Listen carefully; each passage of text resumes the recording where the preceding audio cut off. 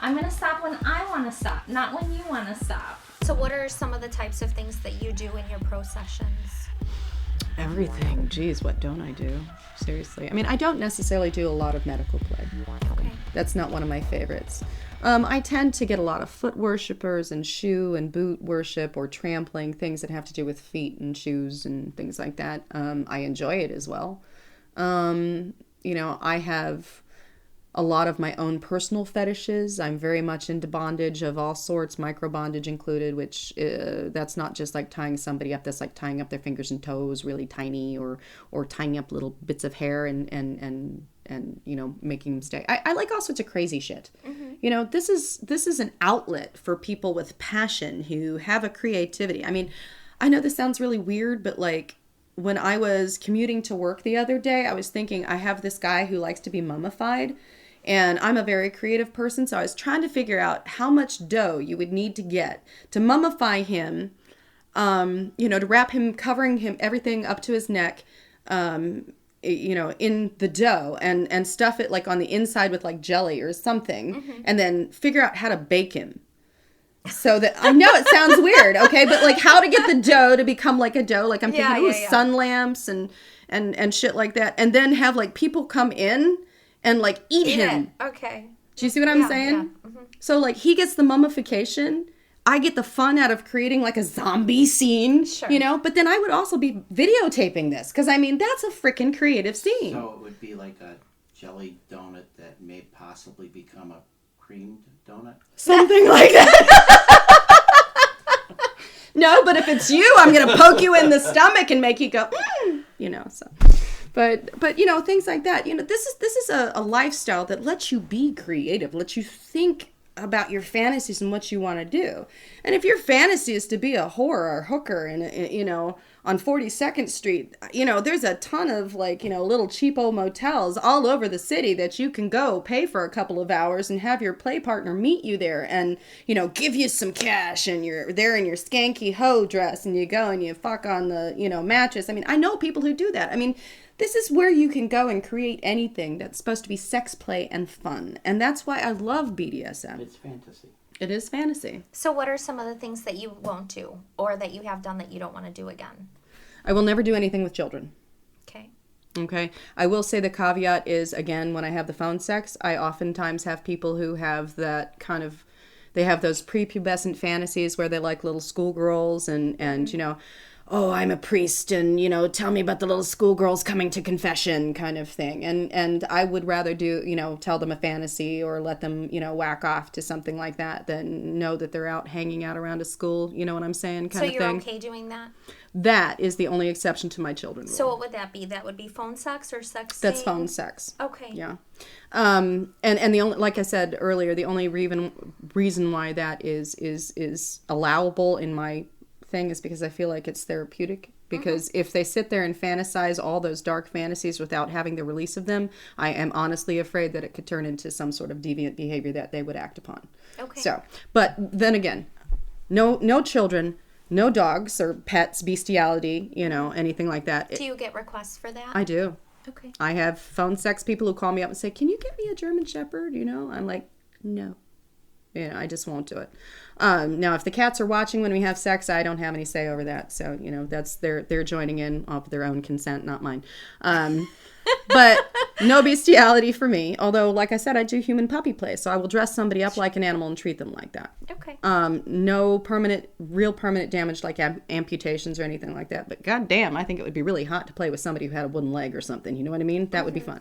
But I'm not going to cut off somebody's finger. Do you get a lot of requests for castration? I do. Yeah. I get tons of things, and I'll tell you a story about that too. Usually from the wives. Yeah. No, but basically, no children, no animals, no permanent damage, and no death. I mean, that's a hard limit. I want to come back from it. Okay, no snuff films. But it's like basically, I have very few limits. It is. Those are my hard limits. Mm-hmm. Okay, because I found I've been doing this for so long that I found that some of them really aren't limits anymore. I shit on people. Mm-hmm. Okay, but I don't partake myself. You know, and I've actually tried having somebody piss down my throat, and I'm like, doesn't do anything for me. But I like pissing on people. And part of the reason why I like pissing on people and shitting on people, not that I do it terribly often, is because I understand it now.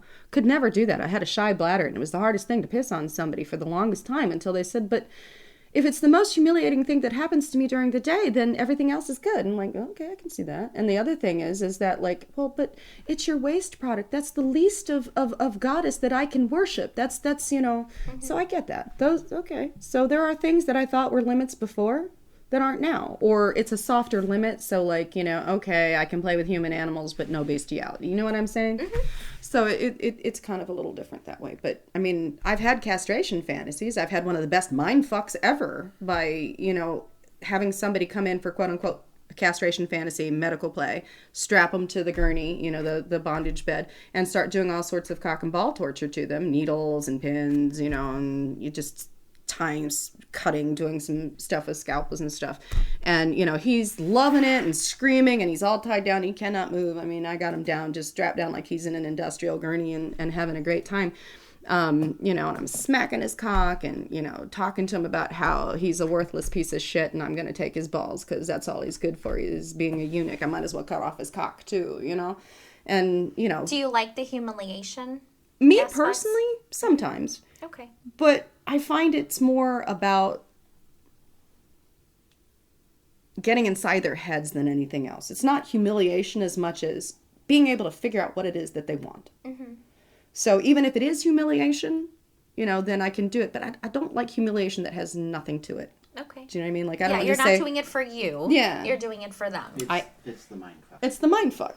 So here he is, he's strapped down, and for half an hour, I'm doing horrible things to his balls. I mean, he's got blood dripping down between his legs and all this sort of stuff on the gynae table and everything. And you know, I do this big thing, and I say, okay, here it comes. I'm going to do it. Are you ready? Are you ready? Because I could tell he was about ready to, like, actually have an orgasm. And so, like, you know, he's hard during this whole thing. Hard as a fucking rock, man. Okay. I mean, like, I could flick it with my finger and it goes spring.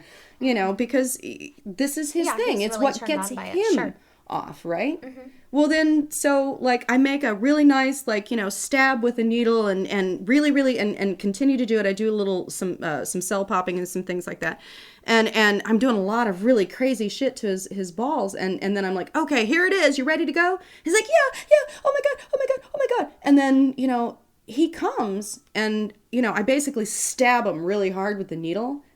And he's like, you know, and he's in that nice little space. And then I reach down into my little bucket that I had on the end of the gynae table, and I pick up pig's balls that I got at the butcher's that I kept warm, right on his chest. And he looks down and he sees this bloody bag of balls.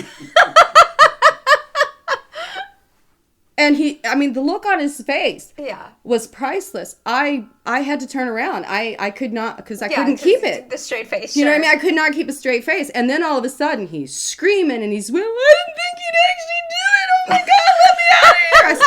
I made him sign a waiver. You know, I made him walk in like it was a clinic, made him fill out the forms and had him sign a waiver saying anything that happened here, you know, would not be prosecuted to the full extent. I mean, I had the whole thing going and he really thought I did it. But then, you know, I'm like, fine, if you can't even take that, you little fucking piece of shit, you know, and unbuckle him. And he gets down. He's like, my ball, you know. And then he reaches down and they're there. Okay. You know, so it's like, that's fun. I mean, tell me that's not fun. You're laughing. Yeah, it's very fun. You know, and so, like, he really had a fantasy. And there are people who, I mean, one of the biggest problems with pro-doms, you have all these people who tell you their fantasies, and they book you an appointment, and then 99% of them cancel. You know, with a no call, no show. And I do take deposits, and I do give them alternative ways of, you know, making it so I know they're willing to either become a client or whatever. And I do the same thing with play partners. I'll meet them in public for coffee or something, or have them call me up on the phone and speak with them for a while. But, you know, when you're doing something as fabulous as a mindfuck, you know, you got to do your research. And this guy really wanted this, you know, Until he thought he got it, and then he didn't want it anymore. Yeah, and then he didn't want it anymore. But so I pushed a limit on him, but it was something that he consented. And then for me, it was one of my best stories about, you know, cock and ball torture and mindfucks and stuff. Obviously, you enjoyed it, I guess. But do you know what I mean? So it's like this lifestyle allows you just like not creativity. Yeah, I mean, creativity and passion, but I mean, it allows you not just an opportunity, but a means, a way to have that creative play in your sexuality and in your expression, whether you pay for it or whether you find it, at a convention or at a play party or something, or at a munch. I like to tell my partners sometimes that BDSM is several hours of foreplay. Mm-hmm. I'm not going to spend 5 minutes with you. I'm going to spend quite a few hours with you. And it works. That is the one downside of being a masochistic switch, is that I don't want to have somebody play with me. I could find a play partner at some of these events, but it's not necessarily my partner. And when I have sex, I want it to be intimate. So like if I have somebody beating my ass until I'm like writhing all over the table and drooling because I've had multiple orgasms, I'm gonna fuck. And if I don't have anybody to go fuck after that, I got my Hitachi, that's great, but it's not the same. So, I think it's hard sometimes. Lifestyle wise, I find it really hard to find play partners. I have a lot of people asking sometimes, but again, there might not be chemistry or because you wanted to transition into sex. Yeah. Okay. For me, I mean, not always, but if I'm a bottom, yeah. So I don't you can find a bunch of partners, but you just don't want the intimacy with them. I don't have the intimacy with them that I want. Okay, yes. I can, I will play with people as a top, until I feel like I'm jaded and I'm like, no, I don't want to go, go.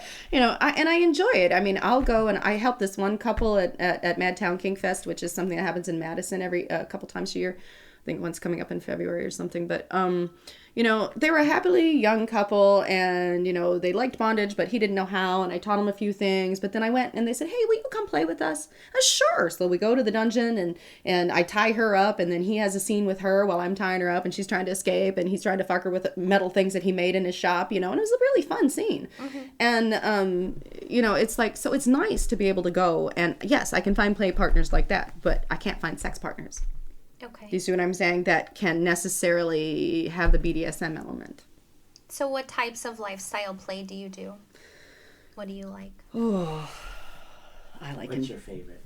Well, we've already mentioned cunt busting and pussy punching and stuff like that. I don't know. I really like rope. I do like to be tied up. That's how I came into the shibari, as being a bondage model. Okay. I'm in lots of international magazines and things like that, and shot all over the world with different photographers and stuff. But so I really, really enjoy rope. I mean, it's you put me in rope, immediate subspace, and probably I'm squishing on the carpet a little bit, because it's something that's really does it for me. Do you have a suspension rig in your home? I do. It's a portable one. I have to put it together because I have a small apartment and it doesn't always fit, so I can't leave it up all the time. Mm-hmm. But I do go to some of the clubs sometimes and practice, or I'll go to an event and I'll spend time in a dungeon just playing with myself. A lot of people, I use my suspension, my rope, for my own personal performance play, and that's, like I said, I got into my sideshow and circus, so I do aerials and things like that with a lyra and with silks and things. But rope is the first thing that I used to do aerials with, and a lot of people enjoy that, but it's a different type because it's kink related. Mm-hmm. Other fetishes from a bottom perspective. I mean, hell, who does not like, being fucked from behind and bitten? I mean, that's just fucking amazing. Having your hair pulled. I will guarantee you that 99% of women, and men probably too, like having their hair pulled if properly as part of sex. You know what I mean? It's like, those are some things that are fun. And the other 1% just hasn't tried it yet, But like when I'm a top, things that really get me is tying somebody up and making them into something pretty, like furniture. I've turned men into toilet paper holders, and things, tied them in a nice box tie so their hands are behind their back and they have to stand next to the toilet and stay hard all night long for all of my guests. Sometimes it works, sometimes it doesn't. Guests for what, parties? Yeah, for play parties and things like that. Or turn somebody into a footstool, or, just simple things like that. Those are relaxing things for me. Mm-hmm. Getting off things are more of the physical. I do like play piercing and things along those lines too, on both sides. A lot of the things that I like as a top, as a bottom, I like as a top, doing as a top, because only experienced them as a bottom, and I learned more about them as a bottom because I wanted to be a better top. I think everybody should understand that in BDSM, you really kind of need to experience a lot of different things before you can find your own groove. And I'm not afraid to not afraid or ashamed to say that I'm a play slut and I will play with anybody. But I won't necessarily fuck anybody. Does that make sense? Mm-hmm. And I think BDSM is very much like that. So what types of education do you do? Everything from hands-on education with showing somebody how to throw a flogger strike properly, and I don't know everything there is to know about floggers, but I know enough of the basics and some of the more advanced things that I feel comfortable teaching things, that are hands-on related like that. I teach blowjob classes, I teach fisting classes, I teach piercing classes, I also teach classes on making cosplay or costumes, because I do a lot of role play and cosplay, especially in my professional work. It's one of the things I'm known for. I make rubber and latex. I used to work for a leather shop here in Chicago for about 3 years, and I interned with a latex company for about a year. So I make a lot of the BDSM clothing and make a lot of my own costumes and things for my sessions and my events. So those are the things that I really enjoy. Well, I like service too. I really like service. I want somebody who honestly just wants to make me feel good, but doesn't want it because it makes, what's the word? Like, if I wanted somebody to lick my pussy, I could find anybody really to lick my pussy that I wanted, right? Mm-hmm. But I don't want you to serve me thinking that you're going to get to lick my pussy. Mm-hmm. Do you know what I mean? Mm-hmm. So the expectation. Again, it comes down to trust and expectation for everything. So yeah, it's like I really enjoy somebody who really means what they say. I think honesty is the best thing. Honesty and communication is the best thing for BDSM, for anything, for sex, for life. Don't get enough of that in this world anyway. So where do you hold the classes? I have taught at everywhere from the Munches, like at the restaurants or bars where we've had events and contests. I'm actually a leather title holder for 2 years. I go around the country talking about BDSM and leather lifestyle and to various leather events, as well as to public events that are open to, anybody. It depends on the topic. I have a very wide range of topic, and on my website you can find it on my classes page. So, do you do private classes? Mm-hmm. I do. I actually really enjoy teaching couples privately. That's my favorite. And actually, I kind of specialize that in a lot around here in Chicago. I have a lot more couple clients than I do single clients. People saying, hey, I want to learn some rope or maybe how to tie my wife. Or I actually had this one couple. She said, look, my husband really likes prostate massage. I know he's seen you and I know he's seen some other local doms. Can you teach me how to do it? So, she came over and I taught her how to prostate massage. And, so now they add that to their sex life. And I think that's great. Things like that. So I do take private lessons if somebody wants to come and if they want a session as a professional dame, that's completely different. If they want me to create a play scene, then that has to be a business transaction. Mm-hmm. If it's classes, I generally teach classes gratis, unless they are hiring me for a session, because I go to the different events and as long as they pay for my travel or my hotel room and stuff like that, so that I'm not out of pocket, I'm good. And how do you educate yourself? I go to other events and I take lessons from people who I know in the scene who are experts at various things. I practice what they preach. I, try to educate myself by looking up tutorials online. I go and I become a demo bottom for somebody for something that I might be interested in. If it was for medical staplers or something, I was a demo bottom for a medical staple class because I thought it was interesting. Never had medical staples before. So you had them put in you? Yeah. Okay. As part of the demo bottom, thing. Let's see. I can tell you some things I learned not to do from teachers that I've been demo bottom for, but I still enjoy the micro bondage. Is I actually had a professional. He was a professional for the United States in a capacity which would make him make me dead if I said his name and what he did. You know what I mean? It's like he was very well qualified to teach the course that he was talking about on interrogations and things like that. But he made a mistake where he had forgotten a safety cutter, and he was using fishing line on my nipples, and he had to borrow a Swiss Army knife from somebody in the class to cut the fishing line off my nipples, and accidentally cut part of my nipple off. Oh, wow. Yeah, it was. I made a joke about it, but things happen in classes like that, but that particular example made me realize that even if you're an expert in something, you can forget your prep or you can forget something that's necessary. So I'm very careful about, who I learn from, where I learn from, what I do, and how I practice. And I really only hang around people who follow the same practices too. I want safe sex. I don't want to find out that somebody has herpes, and or something that I didn't know. Even in session or even with a play partner, I always ask, It's like I get myself personally tested 4 times a year because I deal with bodily fluids that are not mine, and I think... Do you wear gloves? Mostly, yes. Unless they're a personal play partner that I feel comfortable having fluid bonded with.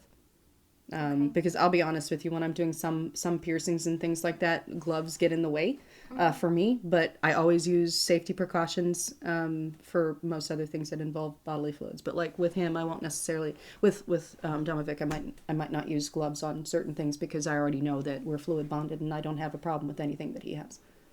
Okay. Do you require test results, like seeing? No.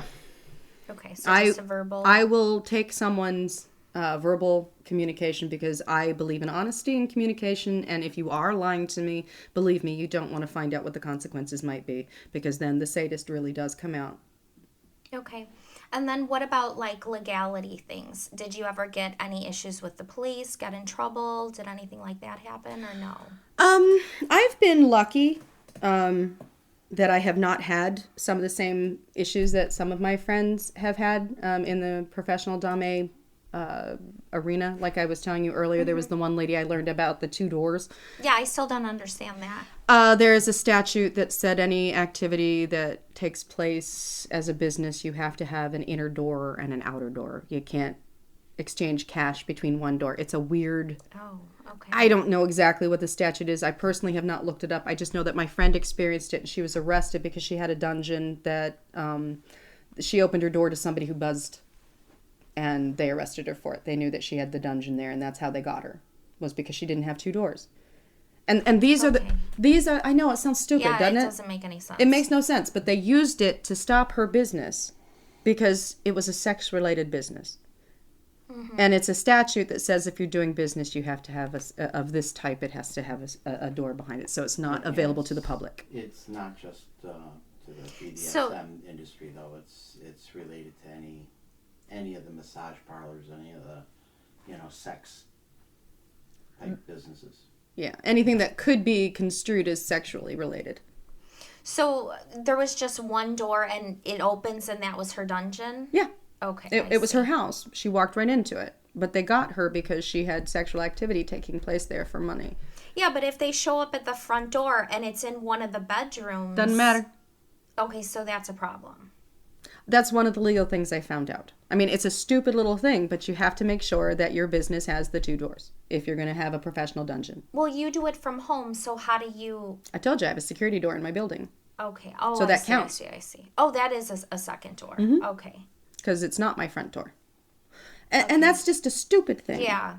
Isn't it? But the fact that they made that rule, and I think I missed my point here earlier, but like, if I have my gloved hand on on any part of your genitalia, that's an offense. Mm-hmm. So basically anything I do to somebody, if I'm doing CBT or playing with your nipples or something like that, those are the sexual areas of your body. Here in Chicago, there's an extra statute that says a hand touching genitalia has an extra added charge for it. So if I were to be arrested, everything I did would be illegal.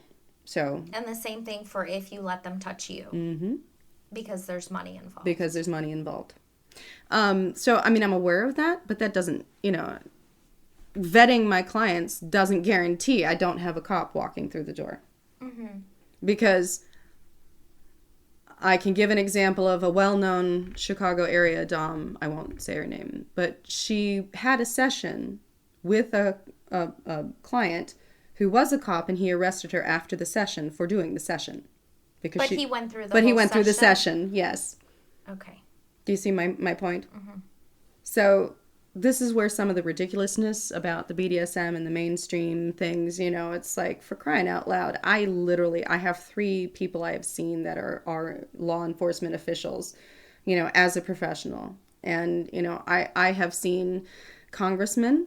I have had several celebrities, you know, and it's just, this is all over the place. This is something that's in everybody's lives in one form or another. I truly think that it's, you know, but because we have this judgment that there's something deviant wrong because you want to do something that doesn't look normal. There are extra stupid little legalities that you have to face that most people don't. We had on a fetish porn actor that thought that everyone has a fetish, whether they've realized it or not, like it's in them. You believe that? Absolutely. Okay. Because the definition of fetish has to do with you are unable to orgasm or have sexual gratification without this thing. Mm-hmm. That's my interpretation of the definition. So therefore, yeah, I think everybody has a fetish. Whatever makes you have an orgasm is your fetish. So you may not have discovered what gives you an orgasm, but it's still a fetish. Mm-hmm. Just hasn't been discovered yet. Well, what if it's separate? So that's fine too. Okay. See, you know, it's so weird because there are certain, I mean, there's things you can and cannot define in BDSM. Mm-hmm. It's really hard, you know? And part of it really has to do with the fact that while it's still gaining more social awareness, it's still mostly in the dark.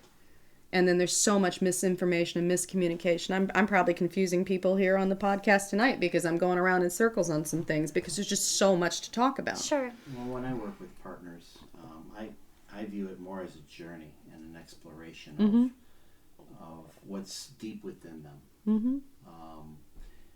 We hold so much emotionally within us that's hidden away, and we can't always explain it. But you know, this is turning me on. I don't know what it is about it that's turning me on, but it could be something visual. It could be something, you know, something that you're touching. It could be something that you're tasting. A sense memory. You know, it's all, you know, very sensory. And through that exploration, you know, you have to visit all those things. And if they're honest with themselves, a lot of this stuff just starts to come out. You know, well, I like this. And remember when I was talking about the response? Mm-hmm. That's what I'm looking for. You know, I try various different sensations when I play with someone. And I see what they respond to. What are they really liking and what are they liking about it? So I might change it up a little bit and see what I'm getting.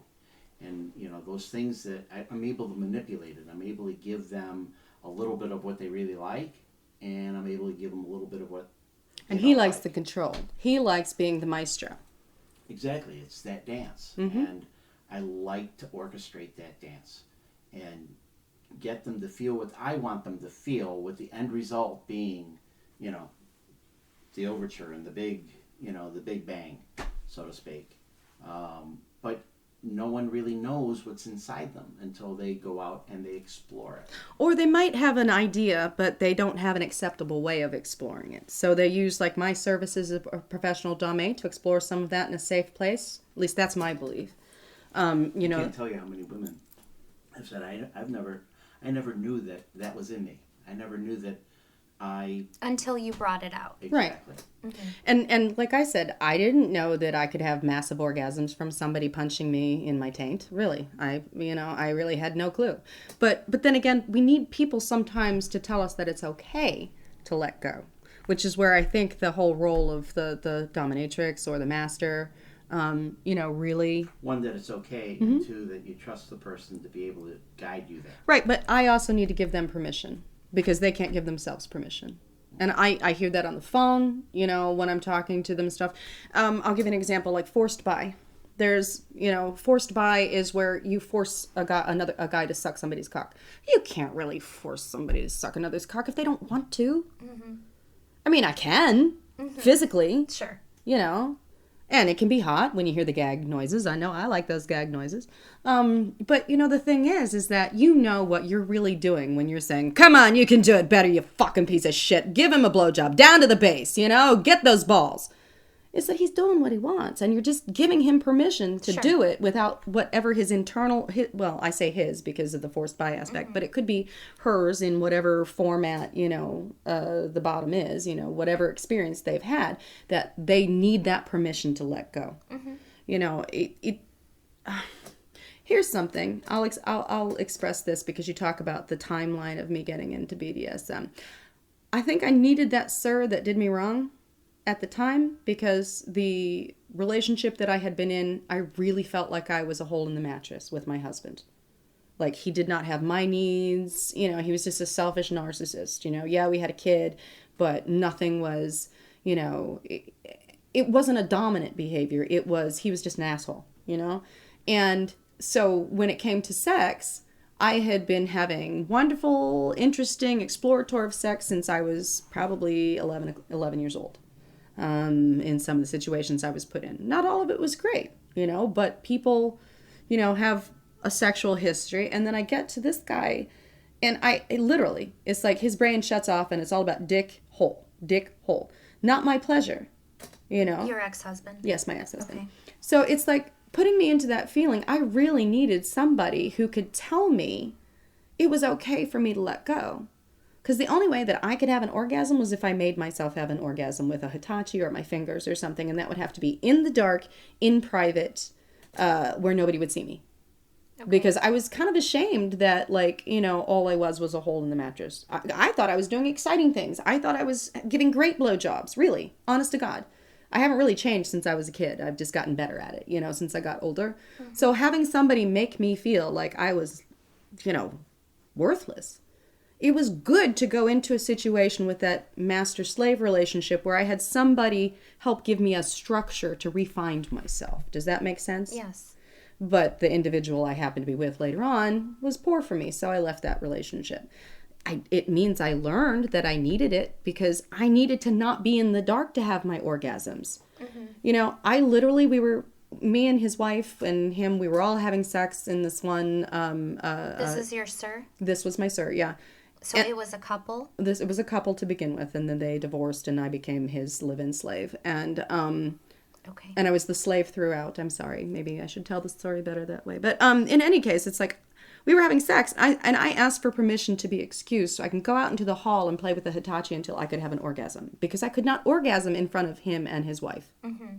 6 months later, I'm squirting in public at Kinky College after in ropes being suspended, and he's got dildos going in and out of 2 orifices, so it's like I needed that to get over, that one thing. I needed somebody to give me permission to say it's okay to let go.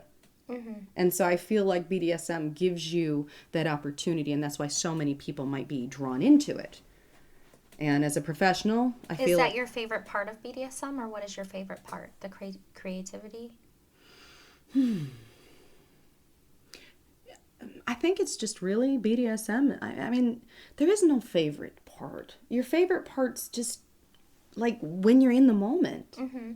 It's like I can do all these things. I've done all these things. I've led an interesting life, but I like the newness of it. Yeah. It's never the same way twice. Yeah. So the variety. Yeah. Yeah, it's never the same. It never gets boring. I could repeat the same thing. I can spank, I could have a submissive on a kneeler, and I could be spanking his or her ass, and it will never be the same. Even if it was the same person that I was doing it to. Mm-hmm. Do you know what I mean? Because they're going to have different reactions. Exactly. And you're going to have different reactions. Sure. It's going to be a different scene. If we're not at the same club or whatever, it's all going to be different. And all those variables come in and make your scene part of what it is. And that's kind of why vanilla sex is so boring. Yeah. It's just, I don't know. Most couples, I think, half an hour is probably a very long time for a vanilla couple. And that's including foreplay, and it's really only about 5 minutes of actual penetration, right? Yeah, I think so. I don't know. I don't have vanilla sex, but I know it's been a while since I've had it too. Yeah, so. I mean, to me, BDSM is just it's just the newness. It's always different. It's always very intimate. It's more intimate than vanilla sex. Oh God, yes. So much more intimate. It's very powerful. Whether you're on the bottom or on the top. It's, even as a bottom, it's a very powerful position to be in. Oftentimes it's more powerful than being on top, because really oftentimes the submissive has the power over the top, because it's the top that's trying to pleasure the submissive.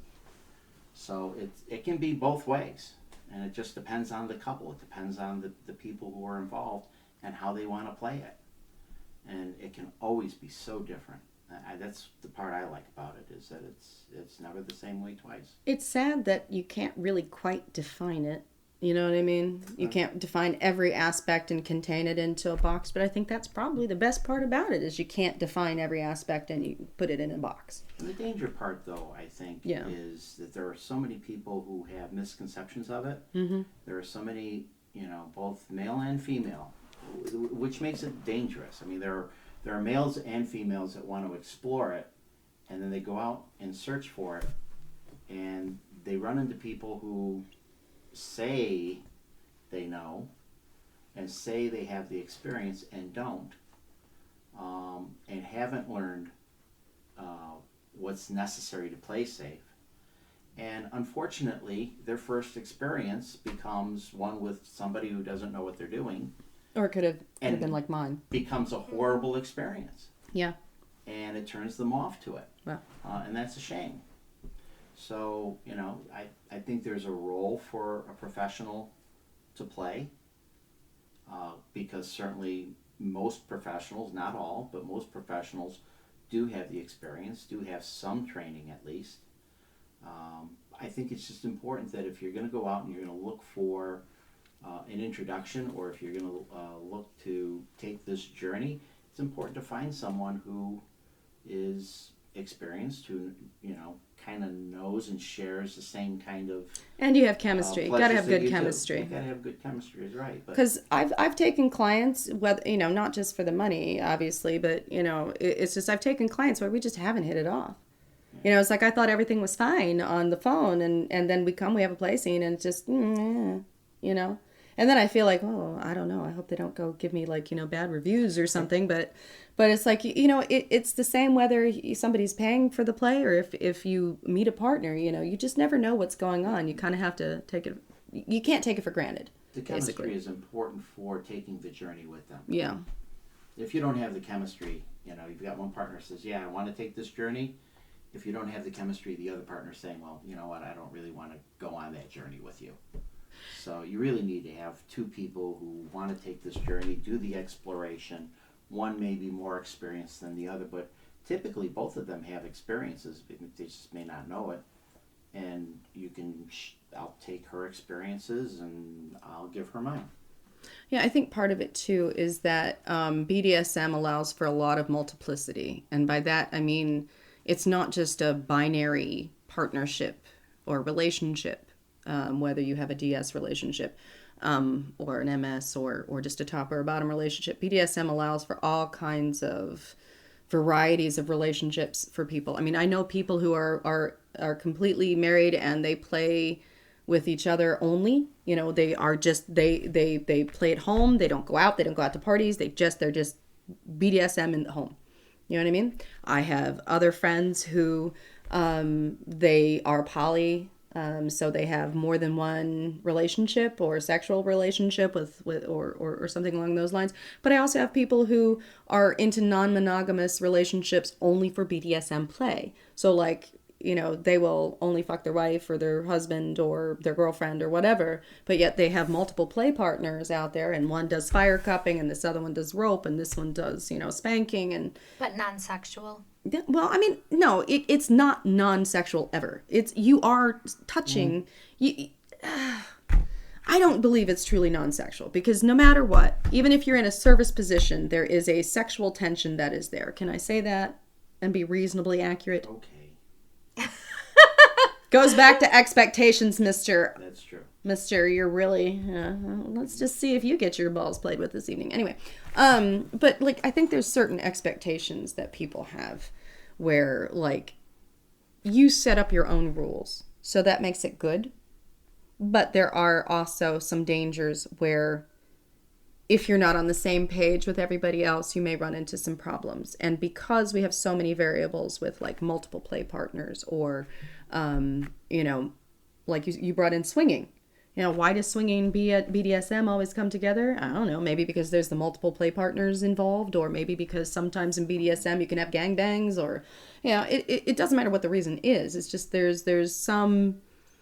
But it is kind of two separate communities, though, that overlap Yes. occasionally. Yeah. But it's like two definite Right, groups. but even so, it's like, again, there's so many variables with the BDSM that, like, you might be a swinger, but you really are into having, you know, your ass caned or your balls tied up, you know? And it's like, you're never like a little bit S&M, are you? You're like either in or you're not. I can't see anybody who would not want to experience and explore something that gives them pleasure, but not everybody sees the same thing as pleasurable. So I think that's just where the difference lies. Do you agree? It goes back to the dance that they don't understand. They don't understand why you would want to hurt somebody that you care for. And BDSM for me, I mean, I can't tell you the countless number of women I've given tremendous orgasms to without taking my shirt off, being fully clothed. Can't do that in a vanilla world. No. But even like with your clients, even if it's sexual for them, it cannot be sexual for you. Or do you feel like because it is sexual for them, it is sexual for you too? A little bit of both. For example, I mean, I don't get off necessarily playing with a client or a play partner. Yeah, so with that, I would consider that not being sexual for you. But I can, if I'm into what I'm doing. And if you choose to. And if I choose to. Does that make sense? No. Because why would you do it if it wasn't sexual? I think is what her next question is. No, not at all. No, because I'm trying to find the best way of... So what we're seeing is when we talk to the male doms, for them, it is sexual. They want to, like, see these women have orgasms, Yeah. and, like, that could be their fetish. But for a lot of the dominant females, pros, lifestyles, whatever, they are keeping it separate. I do. But I you can still get just off. said- But I still can if I choose to. Okay. The thing is like, I find it fascinating and I find it a turn on to have somebody worship my feet. There's a certain point in my arch that if somebody licks it, it's not ticklish. It goes straight to my clit. Okay. Do you know what I'm saying? Sure. Mm-hmm. But I'm not going to let the guy who's doing it know that unless I want him to. Mm-hmm. Do you see what I'm saying? Yes. That's kind of what I mean by the difference. It's like, and especially in session, I have a lot of submissive guys who want to get me off, but I don't want to fake an orgasm because that's not honest. Do you know what I mean? Mm-hmm. But yet, they're not going down on me just because they paid $300. I mean, just because they paid money doesn't mean they get to do anything with me. Mm-hmm. You know, it's for my time. It's what I choose to do. Your time and your experience. And my experience, yeah. So I have put a strap-on that's got a vibrator on strictly for the fact that I'm going to use this guy because that's part of the session. And then, you know what? I'm fucking him. Why can't I get off? He's making noises. It's turning me on. So, do you know what I'm saying? Okay. But it's not... You're the first one that it's been sexual with that we've had on. This is not like a normal thing that we're hearing. Really? That's why. Well, with the female dominance, we've had female submissive on where it It has was been sexual, part. yes. So it's like female submissives, we see it. Male submissives, male dominance, all men it seems. Yes. But female dominance, it usually from just what we've gathered so far. From what we How is gathered it so far. not sexual? How is it not sexual? We're talking about any kind of an act. Even if it's they are worshiping you and you're just standing in the room and their act is to give you some flowers and they get off on that. That's a sexual thing. How can it not be sexual? Or I think maybe how we're defining it, because maybe the act is sexual. Like that's what your point is. Yeah. But I'm not feeling sexual feelings while it's happening. Or the female dominant doesn't want to have sex with the male submissive. Well, I'm not gonna fuck a sub. Well, Right. It's not even that. Though. No. I mean, No. okay. Here. Let me try to rephrase. First of all, why I just said that I'm not gonna fuck a sub, because a submissive does not turn me on normally as a man who can pick me up and rough and ready me up against the wall and tell me, you want it, kind of thing, and all that sort of stuff. And that's another thing that weey've come across too. Yeah. Go ahead. What about a lot of female dominance? The female dominance, being yes. I just wanting like an alpha type male. I need an alpha that. male for my sexual gratification. Yes. However, I can still get off with a submissive, and he doesn't even have to touch me. It's about the fact that I can sit there. I'm in control of my sexuality, whether I turn it on or turn it off. I can see your point about the other pro-doms that you might have spoken with, that they don't get any sexual pleasure out of it, but I think that they might be lying to themselves, and I will tell you that. Okay. Because whether or not, Okay. they may just not be recognizing. I'm not trying to put anybody down. Sure. I'm just saying that they may not recognize that they're getting a sexual gratification out of it. Even if they are being paid for the money and that's what they feel that their gratification is for.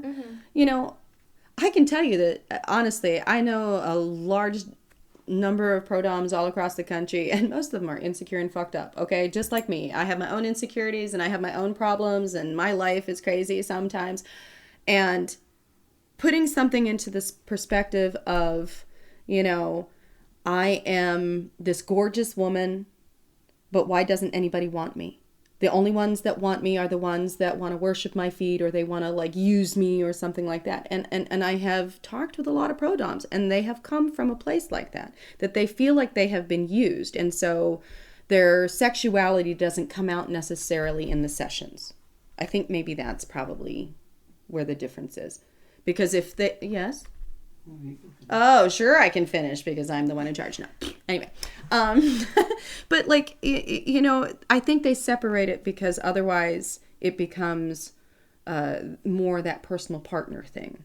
And so they're trying to keep it more business because they're afraid that if they feel something sexual for a client, that it will cross a line. Make sense? A line that they have for themselves. Yes.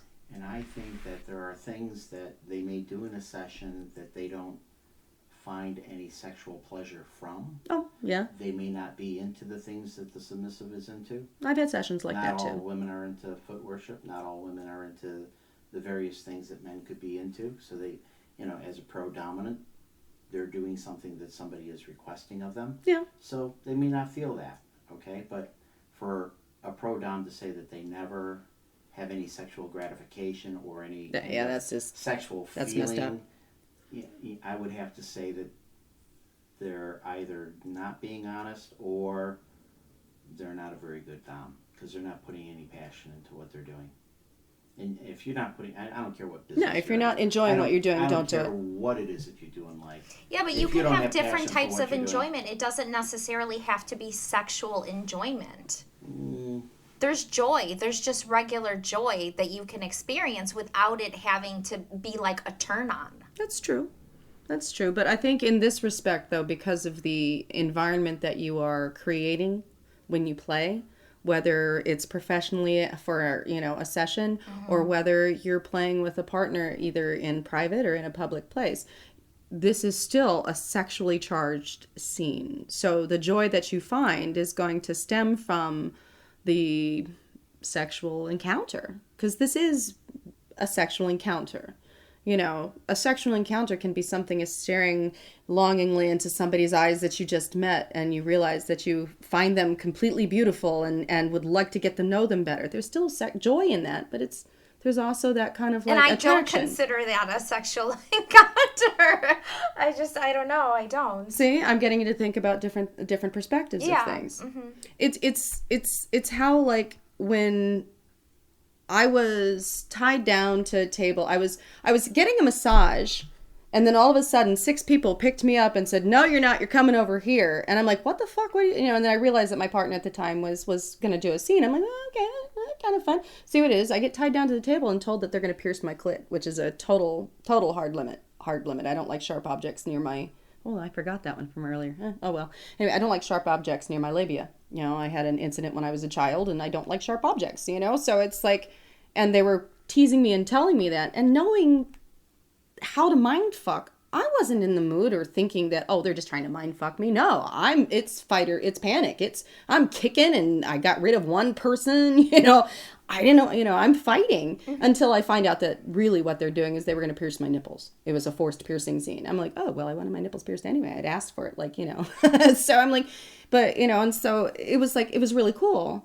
But, you know, I didn't think that was a sexual thing at the time, but it was. Do you see what I'm saying? I turned that into an erotic thing because I realized that even though they were going to be causing me pain and they were kidnapping me, so to speak, you know, and I was going from one mindset of being massaged and relaxed into being fight or flight because they were telling me all this sort of stuff, it was like I was still... Well, yeah, it could be sexual for you, but what about the person who's piercing? It doesn't necessarily have to be sexual for the person who's actually doing the piercing.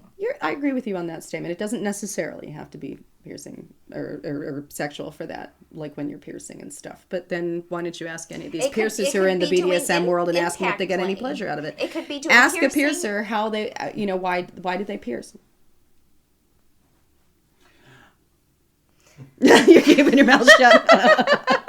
No, but I'm just saying, it's like if it's your passion, and regardless of the joy, I mean, we're talking about a sexual context here. So while I agree that there are people who maybe don't get the sexual gratification out of it that we all think, that there is a certain expectation of sexuality or something in play scene, whether it's professional or not. I don't think we're suggesting 100% of the time. Yeah. I mean, obviously, you know, especially in the pro-dom scene, that, and I'm not a pro-dom, so I guess I'm talking out of... He could be. Aware. No, I'm serious. If he wanted to, he could be a professional dummy, but I will tell you that he would be working with the gay boys, you know? It's been... Yeah, because it's been he's not going to Is get... that the clientele for a male dom? Generally speaking, yeah.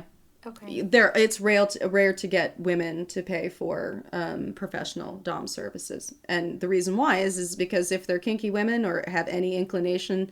it's just so easy to it's find so partners. easier as a woman to find a possibly partner. there might be a market for couples. Yeah. But beyond that, anyway, my point was going to be that there may be, we weren't talking about 100% of the time that when you're in this environment with someone else and you're a pro-dom, you're doing these things that you would 100% of the time have a sexual reaction to it.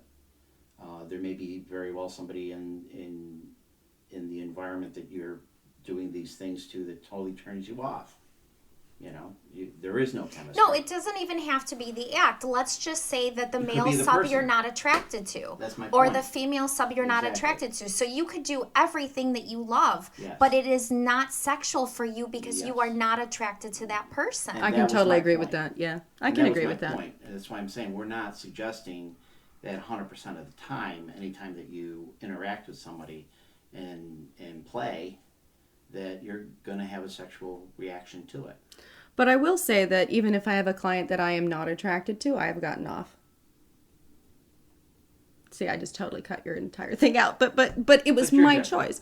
Yeah. I am different. I'm not like most professional dames. And part of that is because of the way I play and my mindset.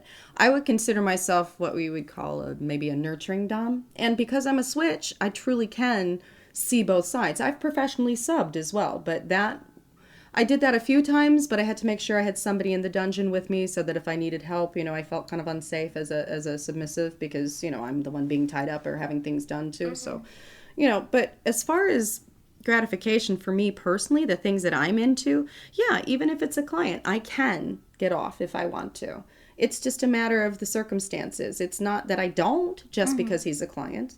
Hell, you know, if I'm not having fun, then why am I doing it? But you're also not suggesting that you're doing it because of anything that the submissive is doing or that you're having any kind of sexual... Yeah, I'm not fucking them, and they're not licking my pussy or anything like that, you know.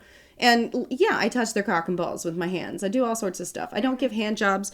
I have to admit that I guess if somebody's like you taking their cock and masturbating over my feet, that you know that does happen sometimes in foot sessions and things like that. But You let them come on your feet? oh god, yeah, Okay. I make them lick it off too. Okay. I mean, big deal. But in paid for sessions, I don't fuck people, and I don't sit there and just like jerk them off or anything like, it's I make them do it. Why should I bother? It's their hand. I'll untie it, even if they're tied to the freaking bondage bed. It's like, you want off, not my problem. I'll stand on top of your cock and crush your face and balls, or whatever. But if you want to jerk off, feel free, but you can't come without my permission. You know what I mean? What about like face sitting? I do that all the time. Okay. But I don't necessarily do it. Clothed. Yeah, I do it clothed. I don't do it with my that underpants wasn't- off. Okay. Do you know what I'm saying? Unless it's a personal partner. I don't fluid bond with anyone. I have safe sessions. You know what I mean? I don't mind queening somebody. I don't mind smothering somebody. But I'm wearing panties and pantyhose usually. Or my dress or leather or latex or something. Sure, I'll sit on their fucking face if I'm clothed. But I'm not going to do it naked. So how are you a nurturing? Because I think what I really like to do is I like to get them to explore things for themselves and be honest with themselves. So like, it's really fun to provide the safe space. And I really enjoy, the intimacy of even if it's just an hour-long session, I give them extra time to like, come back together. Yeah, we play for a full hour. So I'm really, having 15 or 20 minutes on either side to like chit chat and to calm down and do all of that. So, Aftercare. yeah, it's aftercare. Most scenes you have somebody to do aftercare. If you're not doing it to the person you just played with, you have whoever their partner is, give them the aftercare. And now we talked about aftercare and I lost my train of thought. What was I saying? I did it again. You did it again, damn you. You're but Nurturing. How are you nurturing? I feel like I'm providing them a safe space and so that they can be open and less inhibited. And so I feel that if I nurture that inhibition, it has more fun for the both of us and we both can get something out of the session instead of me just like, basically doing whatever it is that you like, getting you off and getting you out the door. And while there, and do you think that sets you apart from other dominatrixes? I think it does. Okay. I think I get a different kind of client, which can, sometimes be the wrong ones, but why the wrong ones? Because those are the ones that want extra time and they don't want to pay for it. Okay. They're the ones that want to like hang with you outside and they think they're your girlfriend or you're their girlfriend because they want a professional dame as a girlfriend instead of it being a DS relationship. And I've had a few of those recently that, it's like they start off as a client or even if they start off as a personal, somebody I met at like an event or something and is not a professional client. It's like oftentimes, they get in the mindset that they're dating you if they're your play partner or if you played with them a few times. They misinterpret her caring and how did you term it? Nurturing. Nurturing. I guess it's maybe not. It's not nurturing somebody. so much as holistic. I look to the whole being of the person that I'm playing with, and I provide a safe space. I provide an exploration of journey and so that they can do whatever it is that they need to do to get through their ordeal or whatever it is that we're doing in session. And then I take care of them after, send them home, and hopefully make them feel like they're a better person. Do you know what I mean? It's like a catharsis. I'm a sex therapist. So that's why I think I'm kind of like more nurturing than... Do you say you're a sex therapist because you believe that BDSM and sex are going together? Yes. Okay. But doesn't mean you're having sex if you're having BDSM. I think that it's sexuality. BDSM is a type of sexuality. And so, yes, sex and BDSM go together, but not necessarily intercourse. But I do like fucking with people with dildos and fucking, after having had BDSM. It's interrelated. Why do you like that? Because I'm turned on as all fuck when somebody's beating my ass and I want to get laid. And I'm horny as hell. No, when you're using the strap-on. Is it the power? It is a power play. I mean, in some respects. But again, it goes back to making that person you're playing with, if you're fucking them with a strap-on, that, you're doing it because they want it. That they're going to get off on it. That they're going to enjoy it. You know what I mean? And so... yeah, I guess that's power, but it's also kind of a sexual gratification for me because I'm making my partner feel good. Make sense? So what about your personal life? Are you completely open about all of this to everyone? Okay. And Have you always been, or was this after? No, I think I was very... I was always very open with my sexuality because I was introduced to it when I was relatively young. I lost my virginity at 11 and a half, and I had some unique adventures due to being in the communities that my parents were in. I lived in very rural, hillbilly, area. And so, in Illinois or another No, state? actually in Maryland. I grew up in Maryland, Virginia, on the East Coast. So, there was a lot of 3-day kegger parties and biker things, stuff like that, where there was opportunity for kids to run around while the parents are off doing whatever else, and so I got into some adventures when I was younger, and it kind of seems like it's just grown forward from there. It's like I started when I was young, even though it wasn't necessarily the best way of getting introduced to your sexuality, but I've been sexually open all my life and make jokes about it. I feel comfortable about it. I'm the first person. I mean, when I was in high school, I used to walk down the streets of Georgetown wearing chainmail and sweatpants. I mean, nothing underneath, just the chainmail, and didn't think twice about it. I'm not afraid of my body. I have my own body issues, I'm sure, but it's like, I have been sexual. It's part of me, and I can be vulgar when I want to be, and I can be, classy and breakfast at Tiffany's when I want to be, but it's all going to be expressed honestly, and it's my truth. But I do find I have to pull back because if I'm talking to normal people, I can't talk about life and lifestyle, even if I've known them for a while. Mm-hmm. And honestly, I don't think I really have any vanilla friends. I'm currently, since I got this new day job, finding it very difficult to fit in because I can't. You have to hide a lot. I have to hide a lot, and my natural tendency is to be open, okay. And it's hard because I'm in a setting where, while some of these people are pretty open and open-minded, it's not. Well, do they have questions? Because, you do have an alternative look. Mm-hmm. You have, like, the earrings that you're wearing. The gauge and stuff, yeah. This is work clothes. I'm wearing work clothes today, not BDSM clothes. But, I try to dress normal. I know. I try to dress normal and stuff like that. And it's not so much that. It's just that I think it's just the personality. I'm always the first one to say, hey, let's do it this way. Or if I see something kind of like not done right, I look for the most efficient way to do it. And it may not be the way, they've done it. So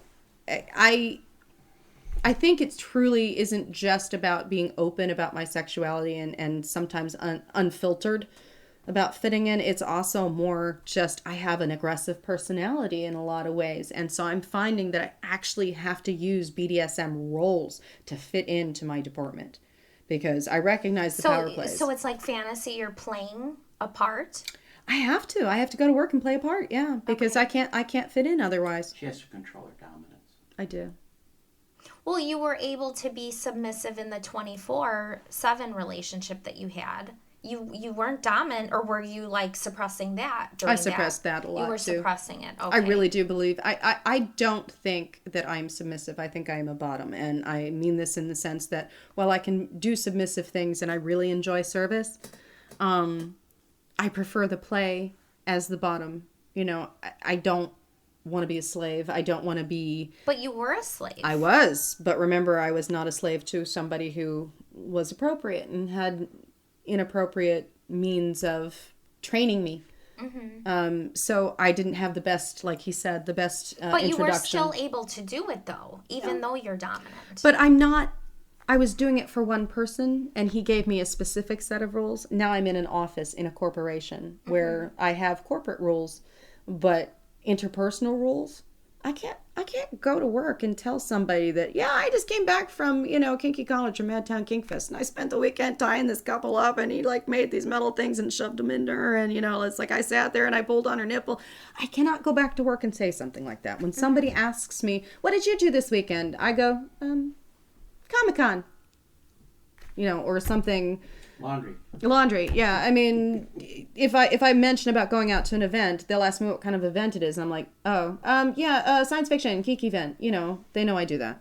That's more acceptable because half the people in the office watch Game of Thrones. You know, things like that. But if I said, yeah, I went to a fetish event and I was a title holder and I stood up there on the contest and I won, and then I spanked 15 people and I went up there and I showed them. You know, it's like you just can't do that at work. I told them I was going to Night of the Stripping Dead, which is a show at the Admiral Strip Club Theater that my friend produced, and I was just watching my friend. Is that a cabaret show? Because you said you do cabaret. I do cabaret, yeah, cabaret and circus. And yes, this was. It wasn't just a strip show. It was a horror themed burlesque show at the Admiral, and it was a great show, right? But I left work and I've had the flyers on my desk, and I've had a couple people ask me about it, and they said that's really kind of cool. But the two ladies I work for, you left them on your desk, what, so people could see them? Yeah, if they wanted to go. Okay. Because one of the other there's another burlesque producer. She's the one that turned my resume in and got me the job. So it's burlesque is burlesque. You know what I mean? So that's acceptable. So you felt comfortable being open about that, right? But because it was at a strip club, the ladies I worked with were making judgmental comments about me going to the strip club.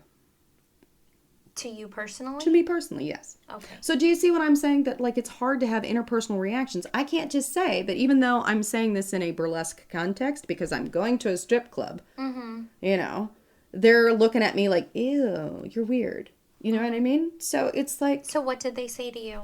Oh, they're like, oh my God, you're going to a strip club by yourself? Why would you go to a strip club by yourself? I said, my friend's putting on a show and I'm going to support her. But the very fact that I had to explain myself. Yeah, you had to defend it. Mm-hmm. You know, it just goes to show you that when it goes down to grassroots, people don't know shit, you know, about sexuality and fitting in and being able to get along in the real world, because this isn't the real world. You're right. It is all fantasy. Lifestyle is fantasy. We hide it if we can. It's still very much underground. Yeah. So as open as it's becoming, it's just not there yet. The real. Well, do you feel like you're living a fantasy then? Well, if it is, it's not one I would choose, Okay. except that my bills get paid. Okay. At least, but I do feel like I've had to put on a different mask. And the one good thing about being in the BDSM, fetish, lifestyle, leather lifestyle is that I'm around people where I don't have to wear a mask. Yeah, so you can feel like you're being true to yourself Exactly. and you, but that's in the fantasy environment, not in the Not in the real world. In the real world, yeah.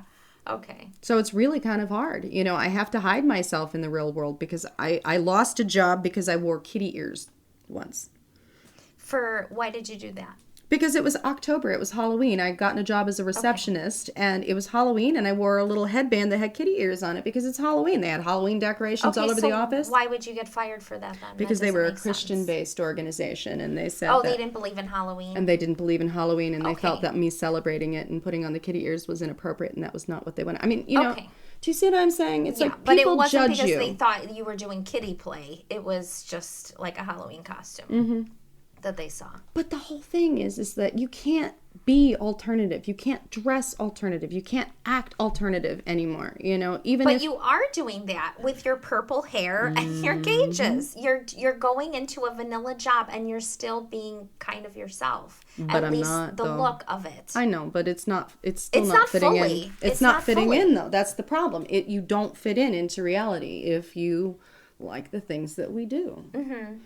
So it's kind of hard to blend both. And I'll be honest with you, I would love to be a pro dom the entire time, but I've been there for 10 years, and you know, I made good money, but it was Exhausting. It was exhausting. And then you start to realize that you feel like people only want to use you for what you can do. You know, you really The feel clients, jaded. Yeah. Is that what you're talking Yeah, about? you really get jaded, and I still do the phone sex. I still take live sessions, but I'm very picky with it. And I'd rather take a break from that for a little while and go and try to find play partners and not have to worry about the associated having them, you know. Well, yeah, I think doing both the pro and the lifestyle would give you some kind of balance. So you could still do it for the love of it. You become jaded after a while. Okay. And you know, it becomes harder to get play partners that way, because if I did want to play with a submissive male, I could have any submissive male. I could just point to somebody, walk over, and you know, I really could. But point to a submissive male that was attractive chemically to me, and I'd say, ooh, I really would like to tie that thing up. You know, whether I had not or had sex with them, it's like, no, I don't do that. You know, because I have far, far, far too many submissive males coming up to me saying, will you play with me? Will you play with me? Will you play with me? Will you play with me? Will you play with me? Will you play with me?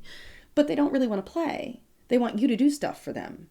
And it's not really play if we're not mutually getting anything out of it. So I choose to, I pick and choose who I want to play with. So it is kind of hard because of the expectations that are set. And I can't do that in real life. I can't go, I don't work. I don't expect a date at work. I mean, you know, I don't expect to date. What do you mean a date at work? Finding a partner Yeah, at finding work? a partner at work. I mean, Okay. you know, I don't do that. Why would I? Because that's my work. Sure. You know what I mean? I don't piss in the pool, you know? I don't, you know, piss in my bed where I sleep or eat or whatever. So it's like, But like- why would I want to do that in the BDSM community with a client either? Sure. Do you see what I'm saying? So we were just talking about this. It's hard to find a partner.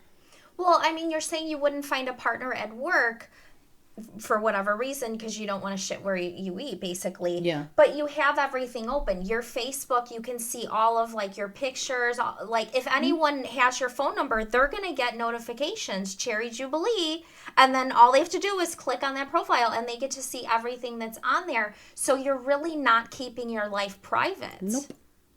But you're not worried about your job Nope. because okay. So if it goes, it goes, and on to the next. No. You're not going to disclose. You're not going to share stories at work. No. But if they happen to, you know, have your phone number and look you up on Facebook, they are going to see what they see. Yeah. Okay.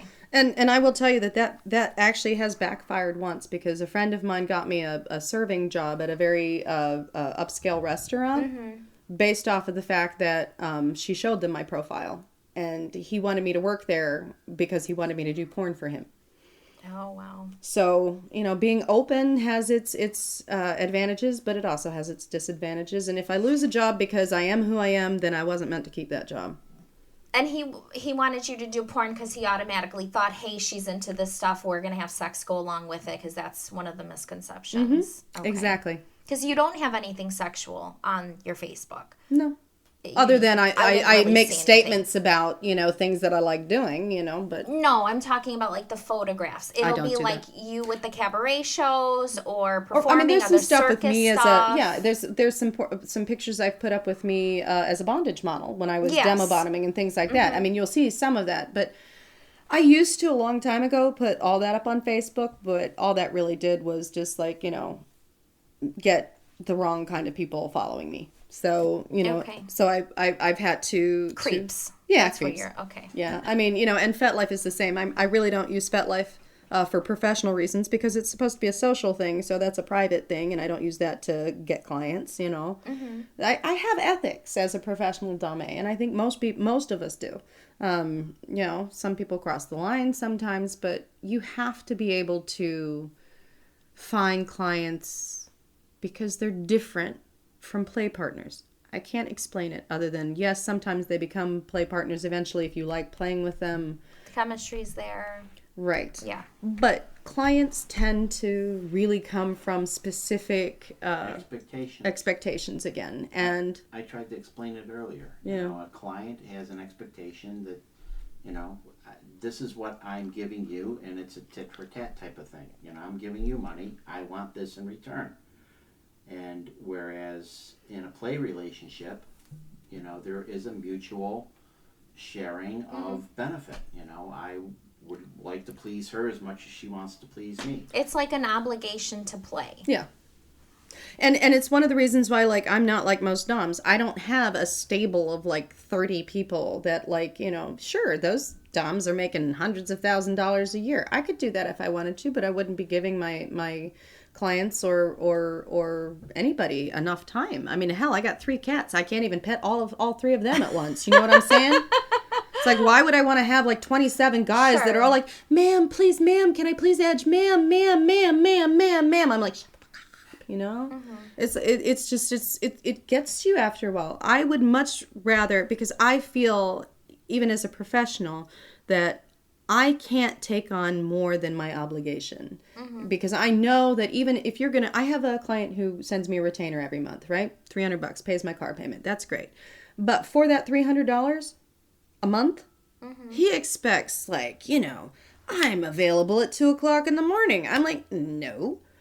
So you have to lay down the law and say, okay, you can only text me between the hours of this. You can only do this. You can only text me 3 texts. I mean, it's time consuming, even though I have somebody who pays me a monthly fee for me being his dame. It's like, I don't want to have 12 of them where I have to deal with this sort of stuff every day. I never get anything done. Part of her integrity is she's not what I call a cut and paste dominatrix. Yeah. And many who have dozens of submissives that are reporting to them are just that. They're cut and paste. They tell them all the same thing, I'm going to send this one to that one and that one to that one. It's all the same. And they kind of rotate it through, So depending on when this submissive comes on board, he gets this message first. And okay, he got that one. Now he gets the second one. And to prove that is if you were to actually, as a submissive, try to communicate with that dominatrix and throw something into the mix that isn't on that message, on the prescribed script that you it doesn't get answered. But a lot of the dominatrixes seem very creative, so they are coming up with. It might be cut and paste, but they are coming up with things. Yeah, but it's time consuming. That's what it comes down to. Oh, and I've heard that. Like the last one that we had on, it sounded like most of her life is taken up by that. It is. She's got the sexting, and that could be, who knows, hours a day. And then she's got the sessions, and she does have a lot of submissives for her dungeon. No, see, here, let me put this into perspective, because you're talking money, okay? Professionally speaking, you get between 99 cents and a couple bucks for a phone call. That's what you charge per minute. And you get about 60% of that. Okay. The service takes 40 to 50%. Okay, depending on what service you use.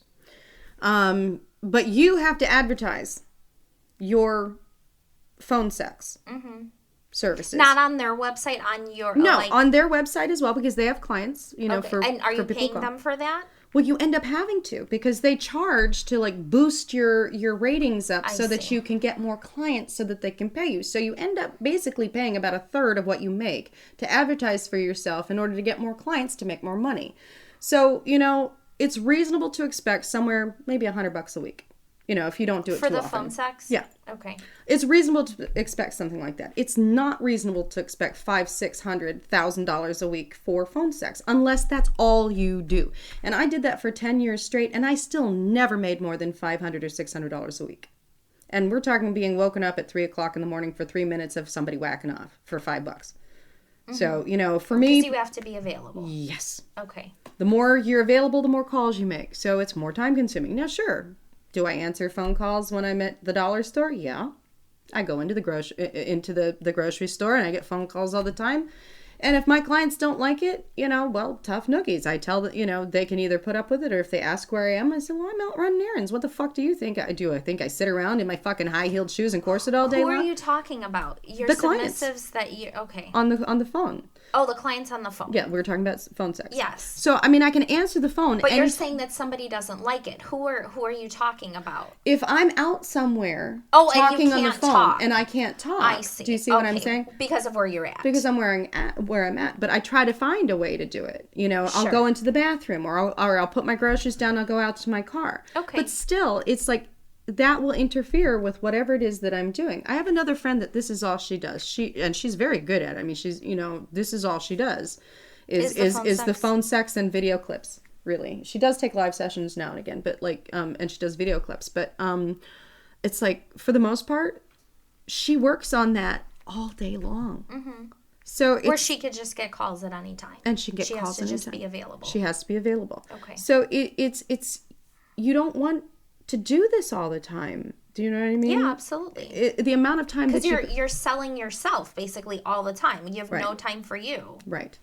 So, and the money that you make is not worth it all the time. It can be if you do it right. but it's that. So is that why you continue to do it? Yeah. Because, okay, you figured out a way to balance it Yeah. where it is right for you. where it's right for me, not right for everybody. Sure. I don't mind having the day job. I like having the BDSM professional dame be my second job for now until I retire and I want to write my books and educate people and go back to doing it full time. But, we have What to be kind realistic. of books? Do you do erotic novels? I do. I write erotic stories. I've wrote some tutorials for shibari work and kimbaku. And I've written articles on, how-to articles and for things like the Great Lakes Den leather newspaper and blog and several sex blogs and things like that. I've written articles. So it's something I really enjoy doing is the writing and teaching people about stuff. But, I'd rather be doing that aspect of it than the full-time pro dom right now. Because, like I said, I don't get health benefits as a pro dom. Mm-hmm. And while I can be at home and I can be in my jammies and tell somebody I'm wearing 6-inch heels and ballet boots, at the same time, it's just kind of like, it gets old. It's a lot of time consuming. People want your attention, are demanding, craving your attention. And, It's overwhelming. it can be overwhelming sometimes. So you have to prepare yourself. And that's where the training comes in. That's where educating yourself comes in. That's where taking out some of the randomness comes in of using your time. So like you set specific time hours on your phone, so that you are only receiving things, so that you're not like cutting into your sleep time. Well, how do you not cut and paste the phone sex? You don't. I mean, because you know what works. Wouldn't you want to say that to the next person? Well, let me put it this way. Some of it is cut and paste because you get a lot of the same people who like the same thing. So yeah, oh, your dick's so small. Oh my God, that dick would not satisfy me. You're a little sissy. Rub that little clitty for me. That's right. Go ahead. Rub that little clitty. I know you want to. I know. Go ahead. I know. Don't you dare do anything else but rub that clitty. That's right. Now take your left hand.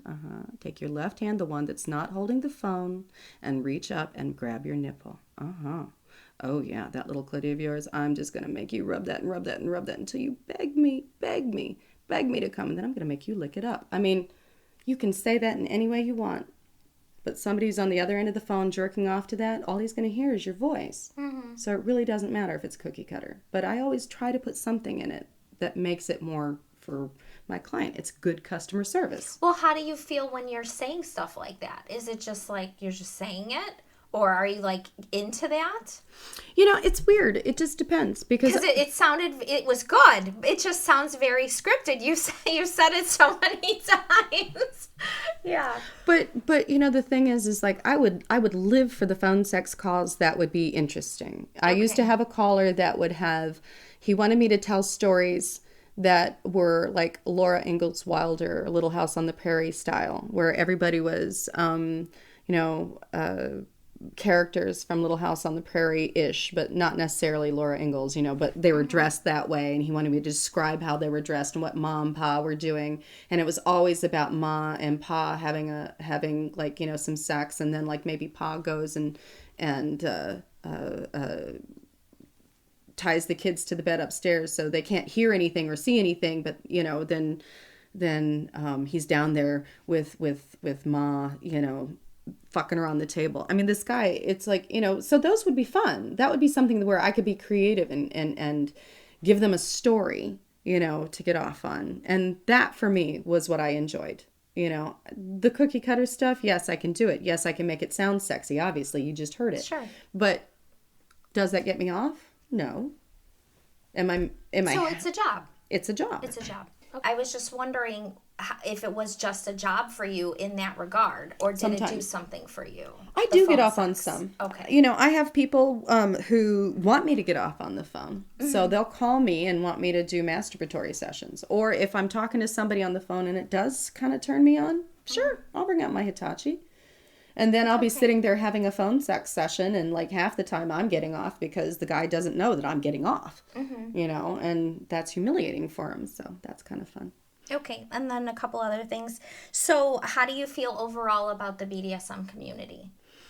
In general, I think it is very generous. Mm-hmm. I think it's well-meaning. Mm-hmm. I think there's a lot of resources for people who would like to be able to get into BDSM or leather or, the alternative sexual lifestyles community. in general. I think there's drawbacks. You just have to be aware, and you have to start to ask questions about who would be the right people to be around. Do you think it strengthens relationships? I do. Because of the level of communication that's needed in order to have DS relationships? Well, because of my own personal experiences, you can have all of that and it still won't work. Okay. Do you know what I'm saying? Sure. But I do think that anytime you are willing to open up your relationships to explore something that will express a need or possibly, introduce you to something that's going to make you feel good or become a better person, sure.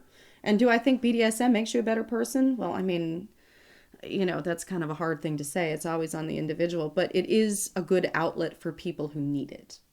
And there are ways to be safe. There are ways to be with people who know what they're doing.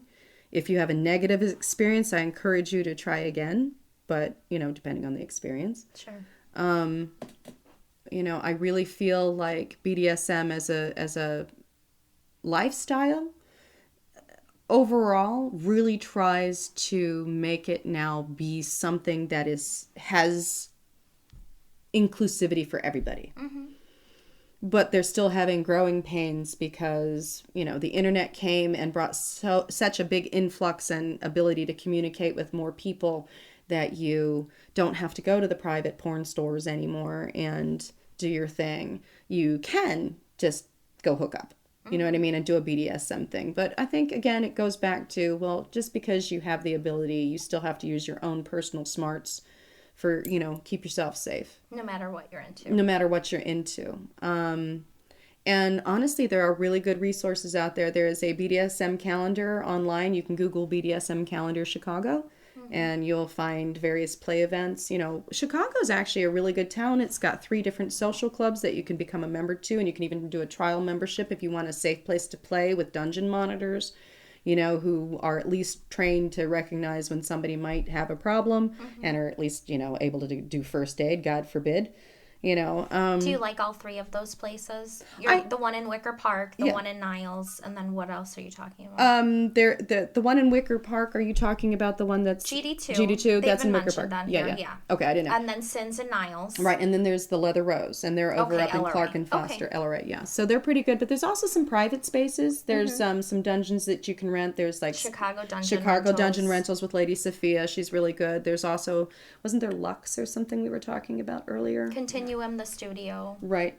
Those are really good places if you're a couple and you want to rent a space so that you're not in your house if you've got kids. These are all, they rent the space with the equipment, but you probably have to ask maybe they'll give you like a tour where everything is and tell you these are the house rules. But if you needed some instruction, that's something you'd have to like get some extra, you'd have to pay for. Sure. In the dungeons. But if you just wanted to rent the space so you have a play space, that would be good for couples who are out there trying to explore their sexuality. It's like Vegas. Nothing, it all stays in the dungeon because of the way things are. And that's a good thing sometimes, I think. So people can feel free to express themselves however they wish without judgment. So what do you think are the misconceptions of BDSM? That it hurts. Okay, that it's a little whips and chains. Yeah, that it's all about whips and chains and things like that. That it's all about pain, because I think that's probably one of the biggest misconceptions. Because it's not. It's kind of like a philosophy too. It's a way of thinking that is, yes, there are people who enjoy pain, but there's people who enjoy sensory deprivation and tickling. And I'm sorry, yes, you can tickle somebody until they pee, but Sure. But there are fetishes and things out there that BDSM allows you to do that have nothing to do with that. So I think that's probably the biggest, pain is probably the biggest misconception about BDSM. Okay. Did you have any questions? No. Okay, so can you plug your website again, please? Yeah, I've got us EV Raven, that's E and V. And I also have Geek Freak Chic, which is my website for my cosplay and leather and latex work. That you sell. That I sell. And so what's the website for that? Geek Freak Chic, and it's all one word. It's spelled GeekFreakChic.com. GeekFreakChic.com. But that's my lifestyle too, so. That's beautiful. Well, thank you guys for being here. Thank you. I appreciate it, Melissa. I really appreciated it, Adam. It was nice meeting you guys. Yeah, it was great. Sorry I rambled a little bit. No, you that was were, great. you were absolutely wonderful. Thanks for listening to Bound to Talk. Look for us on YouTube, iTunes, or visit boundtotalk.com.